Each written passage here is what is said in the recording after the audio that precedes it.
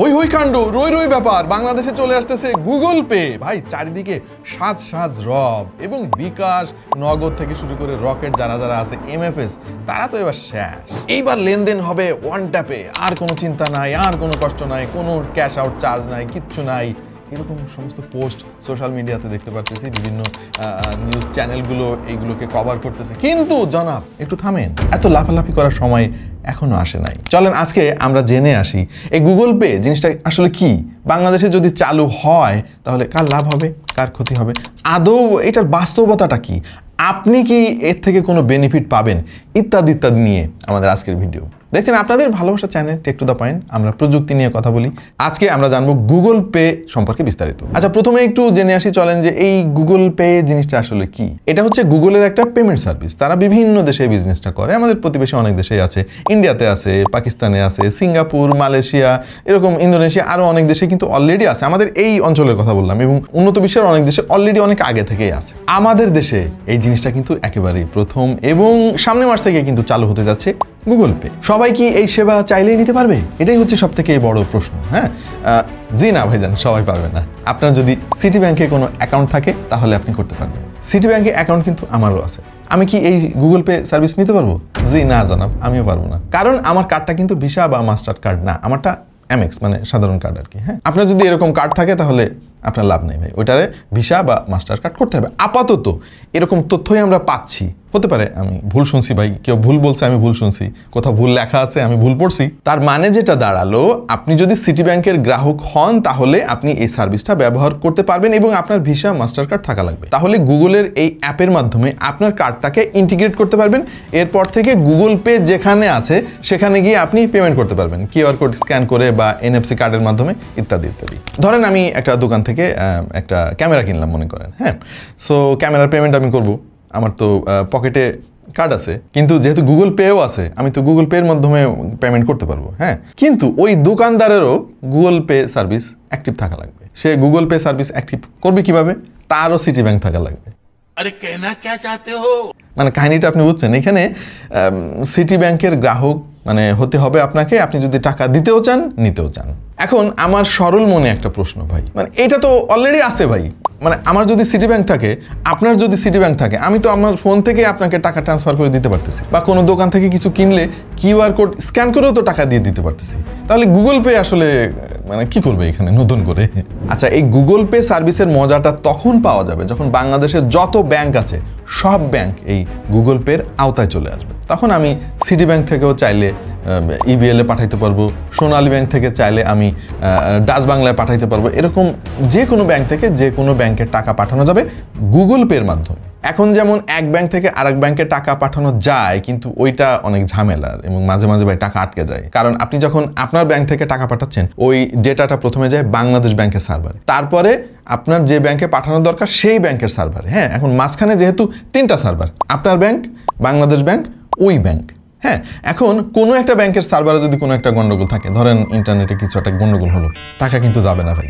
আপনার ব্যাংকে complain raise করতে হবে, ওইটা বাংলাদেশ ব্যাংক দেখবে, তারপরে টাকাটা আবার রিডিস্ট্রিবিউট হবে। বাট গুগল পে সার্ভিসটা যখন চালু হয়ে যাবে, এই লিমিটেশনটা চলে যাবে, তখন টাকাটা দিবে গুগল পে। আচ্ছা, আমাদের বাংলাদেশ কিন্তু এখনো পর্যন্ত ক্যাশলেস হয় নাই ভাই। হ্যাঁ, যতই MFS সার্ভিসগুলা পপুলার হোক, টাকা কিন্তু সবার লাগে, সবার মানিব্যাগে কিন্তু টাকা আছে।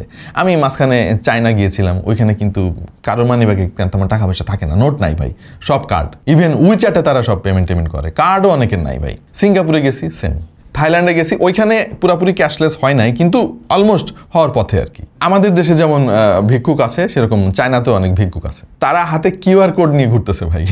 টাকা লাগে না তারা ভাই। হ্যাঁ, আপনি আপনার ফোন থেকে কিউআর কোড স্ক্যান করবেন, কয় টাকা দিবেন, 10 টাকা না 20 টাকা, চলে যাবে তার অ্যাকাউন্টে। এই পর্যায়ে কিন্তু পৃথিবী চলে গেছে। আমাদের দেশে তো ওইটা নাই ভাই, একজন রিক্সাওয়ালা তো কিউআর কোড নিয়ে ঘুরবে না। অথচ আমি বেশ কয়েক বছর আগে ইন্ডিয়াতে গিয়েছিলাম, ওইখানে ফুটপাতে একটা ভ্যানের উপর থেকে আমি ডাব খাইলাম। ডাব খাওয়ার পরে ডাবের বিল দিতে যাব, এখন দেখলাম তার ভ্যানে তো অনেক ডাব রাখা, একটা ডাবের উপরে একটা কিউআর কোড মানে গুজে রাখা আছে কাঠি দিয়ে, আমাকে বলতেছে যে এখানে পেমেন্ট দিয়ে দেন। ভাই আমি তো দিতে পারতেছি না, সে ক্যাশ নিতে চায় না আর কি, অনেক বছর আগের কথা। সো এই পর্যায়ে কিন্তু আমাদের প্রতিবেশী দেশ চলে গেছে। ইনফ্যাক্ট ইন্ডিয়াতে এই ডিজিটাল কারেন্সি যত লেনদেন হয় তার মধ্যে 57% কিন্তু গুগল পের মাধ্যমে ট্রানজেকশনটা হয়। তাহলে চিন্তা করেন সেখানে কত মানে পপুলার হয়ে গিয়েছে গুগল পে। আচ্ছা, গুগল পের আর একটা উদ্দেশ্য হচ্ছে কার্ডলেস ট্রানজেকশন, মানে আপনার ফোনের অ্যাপ থেকে আপনি পেমেন্ট করতে পারবেন। এখন যেমন আমাদেরকে কার্ড নিয়ে ঘুরতে হয়, তখন কার্ড না হলেও চলবে, বাট স্টিল কার্ডের প্রয়োজনীয়তা কিন্তু কখনোই ফুরাবে না। অন্তত পৃথিবীর অনেক দেশেই আমি ঘুরছি এবং দেখছি যে প্রচুর এটিএম বুথ আছে। সো উন্নত দেশগুলো যদি এখনও কার্ডলেস না হইতে পারে, বাংলাদেশ কই ভাই, আমরা তো অনেক বছর পিছিয়ে আছি তাদের চাইতে। আর একটা জরুরি জিনিস ভাই, এইটা শুনলে তো অনেকে টাসকি খেয়ে যাইতে পারে, মানে অনেকে শুনলে বলবেন যে হ্যাঁ, আর সেই জিনিসটা হচ্ছে আইফোন ব্যবহারকারীরা কিন্তু এই সার্ভিস পাবেন না। হ্যাঁ ভাই, আইফোন ব্যবহারকারীদের জন্য এটা একটা দুঃখের সংবাদ।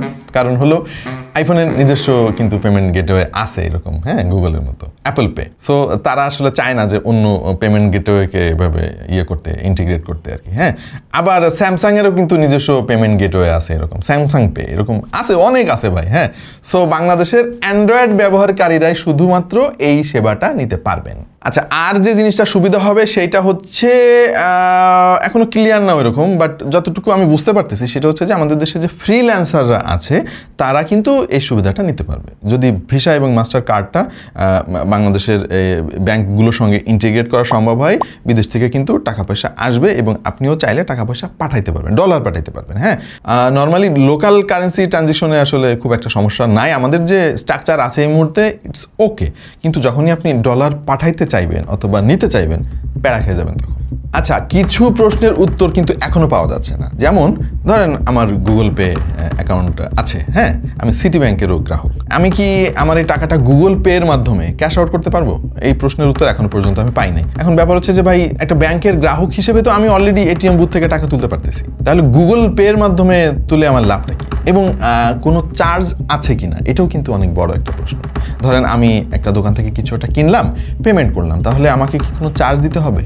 আমাদের প্রতিবেশী দেশ ইন্ডিয়ার কথা যদি ধরি, ওইখানে কিন্তু ট্রানজেকশন ভেদে একটা চার্জ আছে, সেটা হলো 0.5%, মানে 1000 টাকায় 5 টাকার কাছাকাছি। হ্যাঁ, সো এইটা স্টিল বিকাশ, নগদ, রকেট বা এই এমএফএস সার্ভিসগুলো চাইতে অনেক কম। হ্যাঁ, এখন প্রশ্ন আসতে পারে, তাহলে কি এই এমএফএস সার্ভিসগুলা হুমকির মুখে পড়বে?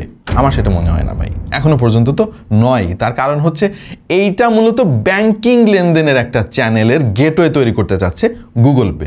সো এমএফএস তো ব্যাংকিং গেটওয়ে না ভাই, ওইটা ডিজিটাল মানি হইলেও আপনার ব্যাংক অ্যাকাউন্ট না থাকলেও আপনি টাকাটা পাঠাইতেও পারতেছেন, নিতেও পারতেছেন। আমাদের দেশে এখনো পর্যন্ত 65 থেকে 70% মানুষ বাটন ফোন ব্যবহার করে। হ্যাঁ ভাই, অনেকে হয়তো অবাক হয়ে যাচ্ছেন যে হ্যাঁ কয় কি, আমি ডানে বায়ে সামনে পেছনে তাকাইলে সবাই তো দেখি স্মার্টফোন ব্যবহার করে। 65% মানুষ বাটন ফোন ব্যবহার করে, কথা সত্যি ভাই, একটু গ্রামে গিয়ে দেখেন। এবং অধিকাংশ মানুষেরই কিন্তু কোনো ব্যাংক অ্যাকাউন্ট নাই, তারা কিন্তু ফিনান্সিয়াল ট্রানজেকশনগুলো করতে পারতেছে এই এমএফএস এর কল্যাণে। সো এই গুগল পে সার্ভিস আসলে এমএফএস এর উপরে কোনো প্রভাব পড়বে বলে আমার মনে হয় না। আপনি যদি ভেবে দেখেন যে আয়া পড়ছে গুগল পে, এবার বিকাশের ক্যাশ আউট চার্জ তো 18 টাকা থেকে নেমে 5 টাকা হয়ে যাবে, না ভাইজান, ওইটা সম্ভব না, আমাদের দেশে সম্ভব না। আচ্ছা, আর যে উপকারটা হবে এটা আমার মনে হচ্ছে আর কি, ধরেন ওই যে কিছু app tap Google play store থেকে আসলে কেনা লাগে, ওইটার আবার ওই 2 নম্বর মড ভার্সন পাওয়া যায় না, অনেক অ্যাপই আছে, আমিও একটা চালাইতেছি ওরকম, আমার একটা মিউজিক প্লেয়ার আছে, আমার কিনতেই হয়েছিল। এইটা কেনা অনেক ঝামেলা ভাই। হ্যাঁ, কারণ তারা তো আর টাকায় পেমেন্ট নেয় না, তাদের আবার গুগল ওয়ালেট থাকা লাগে, বহুত কিছু কাহিনী আছে। হ্যাঁ, সো এই অ্যাপগুলো কেনার ক্ষেত্রে আর কি একটু সুবিধা হবে। এখন গুগল ওই চিন্তা করে দেশে দেশে এই জিনিসটা সহজলভ্য করতেছে কিনা আমি ঠিক শিওর না, ওইটা বললে আবার বেশি সন্দেহ করা হয়ে যায় আর কি। হ্যাঁ, আমি বিশ্বাস করি গুগল নিজের লাভের জন্য এটা করতেছে না। আবার মাঝে মাঝে মনে হয় যে এই যে এক ব্যাংক থেকে আরেক ব্যাংকে টাকা যাবে, এক অ্যাকাউন্ট থেকে আরেক অ্যাকাউন্টে টাকা যাবে, গুগল তো মানে কোনো চার্জ এখানে নিচ্ছে না, তাহলে তার লাভটা কি আসলে? এই কাজটা মানে এই ঝামেলাটাই সে কেন জড়াইতে চাইতেছে? নিশ্চয়ই কোনো না কোনো লাভ তো তার থাকার কথা।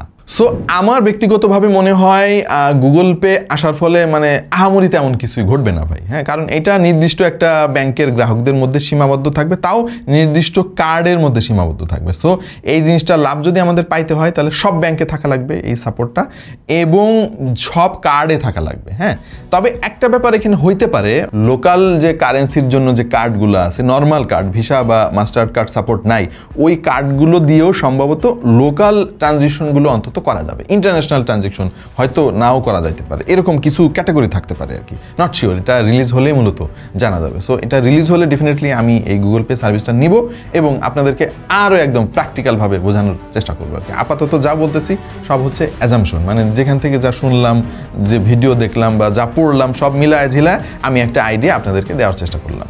সো আপাতত এই ছিল আমাদের আজকের ভিডিও। আশা করছি এই গুগল পে নিয়ে যে আলোচনা চলতেছে, এই ঘটনাটা অনেকের মাথার উপর দিয়ে যাচ্ছে, তারা কিছুটা হলেও বুঝতে পেরেছেন যে কাহিনীটা কি। হ্যাঁ, সো এরকম আরও অনেক ভিডিও যদি দেখতে চান তাহলে সাবস্ক্রাইব করতে পারেন টেক টু দ্য পয়েন্টে। দেখা যেতে পারে অন্য কোনো ভিডিওতে ভিন্ন কোনো বিষয় নিয়ে। সেই পর্যন্ত সবাই ভালো থাকুন, সুস্থ থাকুন আর দেখতে থাকুন টেক টু দ্য পয়েন্ট।